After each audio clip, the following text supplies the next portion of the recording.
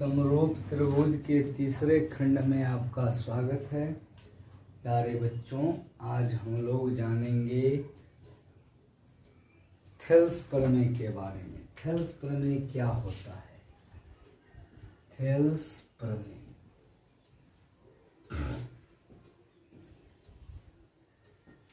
किसी त्रिभुज में एक भुजा के समांतर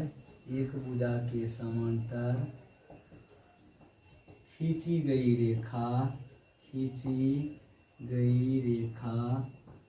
अन्य दो भुजाओं को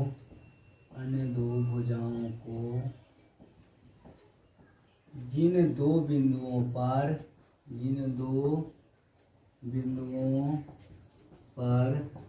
प्रतिच्छेद करता है वे बिंदुएं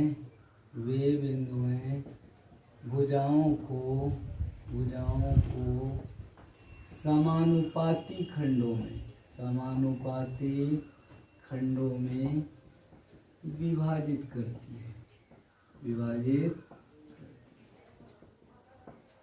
यह थेल्स प्रमेय का स्टेटमेंट है जिसे आपको याद करना है। आज हम लोग इसके सत्यापन के बारे में पढ़ेंगे। विशेष रूप से इस बात को आप ध्यान रखना, ज्यामिति में पाइथागोरस प्रमेय, थेल्स प्रमेय, यह सब आपको बेसिक कंसेप्ट तथा त्रिभुज की विशेषताओं और त्रिभुज के विशेष गुणों के बारे में बतलाता है। तो हम लोग जानेंगे जो यह थेल्स प्रमेय का स्टेटमेंट क्या है और इस स्टेटमेंट के आधार पर क्या हमें प्रूफ हाथ लगने वाला है। किसी त्रिभुज में एक भुजा के समांतर, तो कोई एक त्रिभुज आप बनाइए, तो कोई भी एक भुजा, ये इसमें से आप कोई भी ले सकते हो। किसी त्रिभुज में एक भुजा के समांतर खींची गई रेखा अन्य दो भुजाओं को जिन दो बिंदुओं पर काटती है वे बिंदु भुजाओं को समानुपाती खंडों में विभाजित करता है। तो जैसे यह ट्रायंगल आपको ABC है, ठीक, तो यहाँ पे आप दे सकते हो D और E, तो यहाँ पे AD/DB, AE/EC वही बता रहा है जो समानुपाती खंडों में विभाजित होता है। तो यहाँ पे देखेंगे पहला स्टेप क्या होगा। किसी चीज के प्रमाणीकरण को प्रमाणित करने के लिए हमें 4 स्टेपों से गुजरना पड़ता है। यहाँ पे दिया है त्रिभुज ABC में भुजा BC के समांतर DE एक रेखा AB को D पर तथा AC को E पर काटती है। वही बात बताए हैं जो प्रतिच्छेद करती है। सिद्ध क्या करना है? तो सिद्ध करना है आपको AD/DB = AE/EC। अब रचना क्या करेंगे? तो रचना के मेन पॉइंट पर विचार करेंगे। यहाँ से याद रखना है, E से EM लंब AD खींचा और D से DN लंब AE खींचा, और उसके बाद क्या किए हैं? तो D को C से मिलाए और B को E से मिलाए। इस बात को हमें लिखना होगा। तो यहाँ पे लिखेंगे शीर्ष E से EM लंब AB तथा D से DN लंब AC खींचा तथा D को C से और B को E से मिलाया। तो इस आधार पे हम लोग 3 स्टेप को जान चुके। अब सबसे मेन स्टेप जो है प्रमाण, उस स्टेप को जानने की चेष्टा करेंगे। आप लोग फ्रेश से समझने की चेष्टा करें, यह सबसे इम्पोर्टेंट थ्योरम है।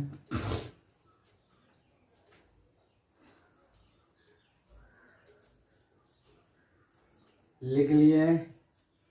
अब चौथा स्टेप हम लोग जानेंगे जो क्या है।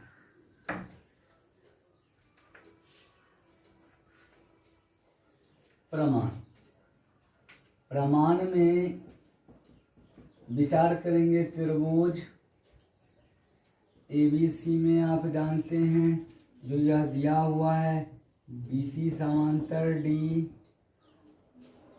अब हम लोग जानेंगे त्रिभुज ADE का क्षेत्रफल। तो त्रिभुज ADE का क्षेत्रफल आप क्या लिखोगे? 1/2 गुना AD गुना में EM लिख सकते हो। मामला नंबर 1। त्रिभुज का क्षेत्रफल होता क्या है? तो 1/2 गुना आधार गुना शीर्षलंब। दूसरी बात, अब हम लोग देखेंगे इस त्रिभुज में, जैसे ये त्रिभुज देखे वैसे इसमें BDE में, यहाँ पे लिखेंगे त्रिभुज BDE का क्षेत्रफल। तो BDE का क्षेत्रफल क्या होगा? तो 1/2 गुना आधार गुना शीर्षलंब। तो देखो इस त्रिभुज में जो है आधार BD है और शीर्षलंब EM है। तो यहाँ पे आप लिख सकते हो BD गुना में EM, और यह समीकरण नंबर 2। अब लिखोगे समीकरण 1 भागे समीकरण 2 से। तो यहाँ पे आप इसे शॉर्टकट में ऐसे लिख सकते हो, एरिया ऑफ ट्रायंगल ADE बट्टा एरिया ऑफ ट्रायंगल BDE। तो इस आधार पे आप लिखोगे 1/2 गुना AD गुना EM अपोन 1/2 गुना BD गुना में EM। EM से EM कटेगा, 1/2 से 1/2 कटेगा, AD बट्टा में BD। यहाँ से आपको समीकरण नंबर 3 प्राप्त हुआ। अब हम लोग थोड़ा आगे बढ़ते हैं। यहाँ पे अब इधर से ही विचार करेंगे पुनः त्रिभुज ADE का क्षेत्रफल। तो ADE का क्षेत्रफल क्या होगा? तो ADE का क्षेत्रफल 1/2 गुना आधार गुना शीर्षलंब। तो जब हम इधर से आधार लेते हैं तो आधार AE और शीर्षलंब ND हुआ। तो यहाँ पे लिखेंगे AE गुना में ND। यह समीकरण नंबर आपको 4। अब लिखेंगे त्रिभुज DEC का क्षेत्रफल। तो लिखेंगे त्रिभुज DEC का क्षेत्रफल। यहाँ पे भी होगा 1/2 गुना आधार गुना शीर्षलंब। तो देखिए इस आधार पे यह आधार हुआ EC और शीर्षलंब यही हुआ ND। तो यहाँ पे लिखोगे EC गुना में ND। अब समीकरण नंबर 5। अब इस यहाँ भी आप लिखोगे समीकरण 4 भागे समीकरण 5। तो यहाँ पे क्या हो जाएगा? एरिया ऑफ ट्रायंगल ADE बट्टा एरिया ऑफ ट्रायंगल आपको DEC। यहाँ से आप लिखोगे 1/2 गुना AE गुना ND अपॉन 1/2 गुना EC गुना में ND। यहाँ से देखिए ND कटेगा, हाफ हाफ कटेगा, यहाँ से AE अपॉन EC प्राप्त हो गया। तो यह समीकरण नंबर आपको 6 हुआ। अब हम लोग बस 1-2 बात के बारे में विशेष रूप से जानेंगे जो 9th क्लास में पढ़े थे। एक ही आधार और एक ही समांतर रेखाओं के बीच स्थित त्रिभुज का क्षेत्रफल बराबर होता है।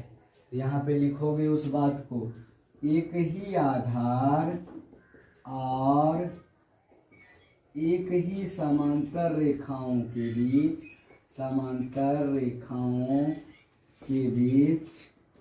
स्थित त्रिभुज का क्षेत्रफल बराबर होता है। तो इस आधार पे आप यह कह सकते हो जो area of triangle DB equal to area of triangle DEC।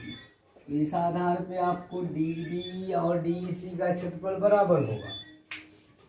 अब हम लोग विचार करेंगे समीकरण 3 तथा 6 से। तो समीकरण 3 तथा 6 से क्या होगा?